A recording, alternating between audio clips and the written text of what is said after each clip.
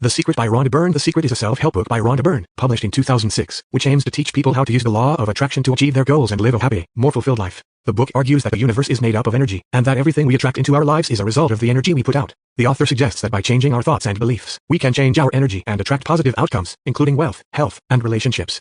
The book introduces the concept of visualization and encourages readers to focus on what they want to achieve, rather than what they don't want. It also discusses the importance of gratitude and positive affirmations, which can help to increase our positive energy and attract more of what we want into our lives. The Secret suggests that negative thoughts and emotions can block the flow of positive energy and manifest negative outcomes, so it's important to focus on the positive and let go of negative thoughts.